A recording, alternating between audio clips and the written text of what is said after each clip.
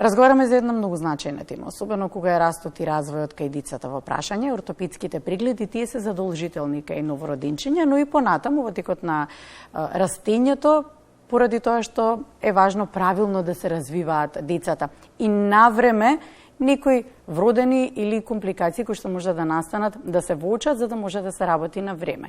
Сега повеќе детали околу тоа на што родителите треба да бидат најмногу внимателни, ќе разговараме со доктор Марина Комненовиќ, ортопед во поликлиника Букурешт. Добро утро. Добро утро.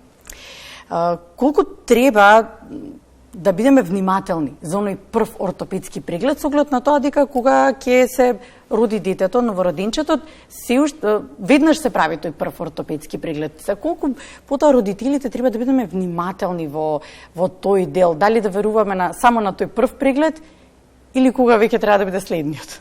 Значи вака, во Република Северна Македонија, значи ортопедските прегледи се задолжителни. Тоа се вика како еден вид скрининг за развојни нарушувања на колковите кај децата.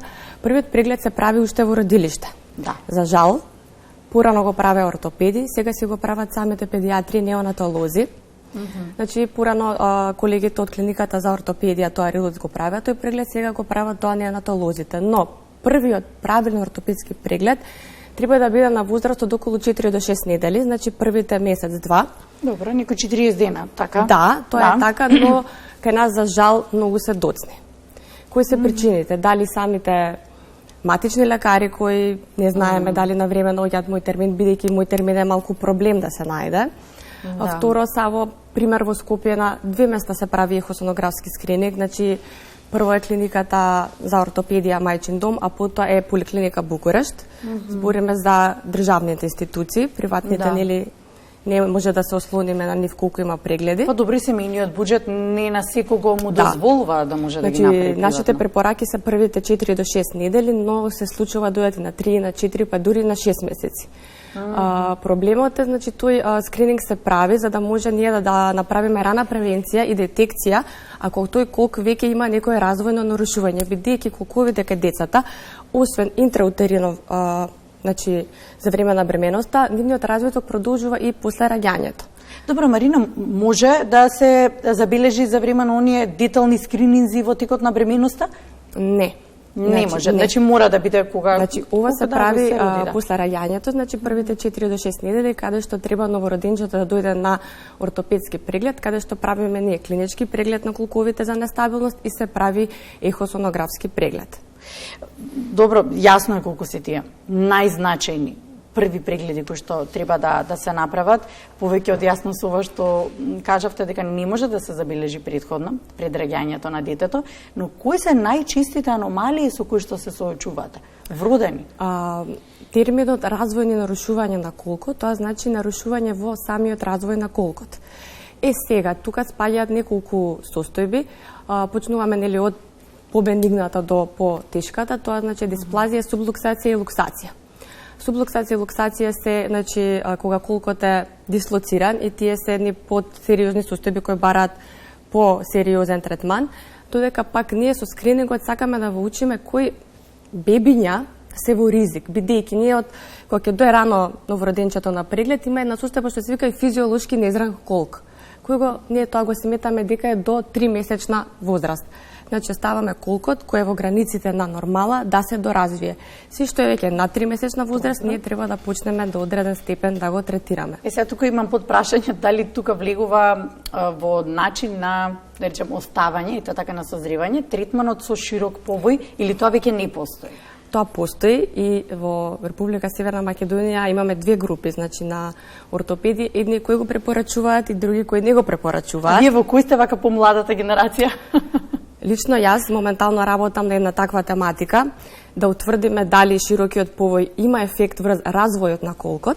Значи во еден период порано, значи во литературата има податоци дека има ефект, бидејќи со широкиот повој ние имаме слободни движења на долните екстремитети на новороденчето, но во една положба која ги поставуваме во една положба која делува стимулативно за развојот на колкот. Така да кај нас се уште некои од родителите уште пред да дојдат на преглед користат широк повој, некои дури не ни знаат што е широк повој. И сега кога сме ке родителите, има еден податок на кој што дојдов, Вели вака.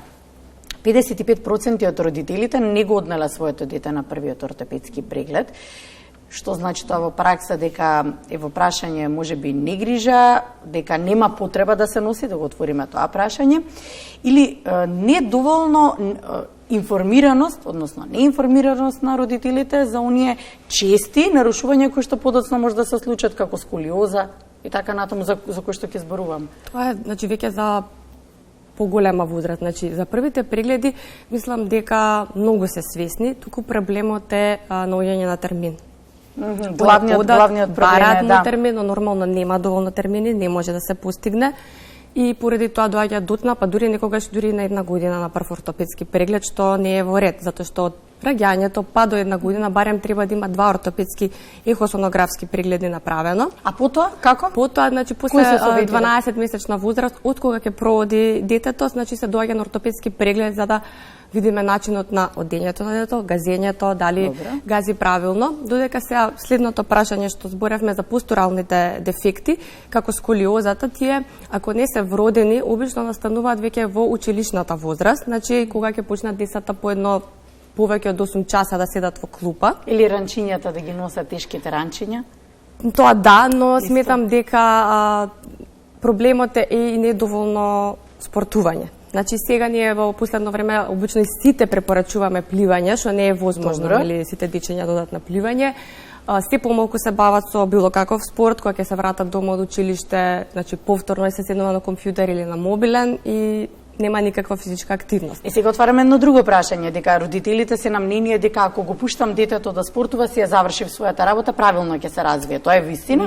До некаде да, но до некаде не. Затоа што ако имаме некоја вродена аномалија или тенденција да настане некоја сколиоза, пример, не знам, во таа возраст, во периодот на пубертет на раст, значи може да биде и пливач најдобар на светот, значи да не излага од базен и повторно се развие сколиоза. Значи не, треба да направиме разлика меѓу постуралните дефекти, значи лошото држење на телото и надворешните фактори кои влијаат на настанување сколиозата, за разлика од ендогените фактори кои не можеме ние да ги знаеме. Најважното прашање е во зима секогаш се суплементира некому повеќе од што треба, некому неопходно, витамин Д. Што е со децата? Посекако треба да им даваме дополнително суплементација? До година и пол, кај децата е задолжителна витамин D3 профилакса, која треба да се прима во соодветна доза, значи уште од третиот ден после раѓањето се даваат препораки за витамин D3 профилакса во родилиште, а потоа оди тоа преку матичните лекари, педиатрите и ортопедите. И сега тука исто има мала разлика, значи различно дозирање и начин на давање, имаат различни мислења ортопедите, различни имаат педиатрите, тоа треба и да се согласиме. Добро, но сепак вие што препорачувате како ортопед? Кај децата во раст потребно е одредена суплементација на витамин D3 во зимските месеци. Што значи деца во развој? Значи тоа се деца кои што се школски деца? Да, значи може да примаат витамин D3 профилакса, односно било кои суплементи со А, Д и К. А возрастните? Некако многу модерно стана посткорона. Се јави после ковидот. Да. Значи ние сепак сме земја која има доволно сончеви денови. Не сме земја каде што ни фали тоа. Така да и трет на испитување на витамин D3 калциум во крв што го прават сите, сметам дека е непотребно. Значи може да се испита во одредени ситуации каде што има потреба, има индикација. Одреден витамин D3 може да се зема ново нормални дози, не во енормно високи дози како што почна 4000 единици. Да, што е премногу. Да, освен во некои случаи кога веројатно добро третирање на остеопороза и други слични состојби, тогаш да има индикации се дава според одредени протоколи. Благодарам за гостувањето, благодарам доктор Марина Комниновиќ, ортопед во поликлиника Букурешт. Ако сега ве прашам сега да седнеме и на мој термин да си резервираме термин, треба кога ќе го добиеме, ако главното е терминовото прашање. Сега мислам дека истиот принцип. Мој термините се пуштаат одреден ден во месецот за наредниот месец, така пациентите не може да добијат термин денеска за утре. Ако бараат, ќе најдат дури за наредниот месец или понаредниот месец, затоа што така функционира мој термин. Тоа е целта, значи да се направи одреден ред.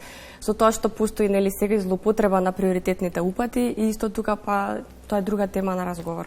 Значи да бидеме одговорни, совесни родители пред се да си го резервираме терминот на време. Благодарам. Благодарам за гостувањето. Повикавте.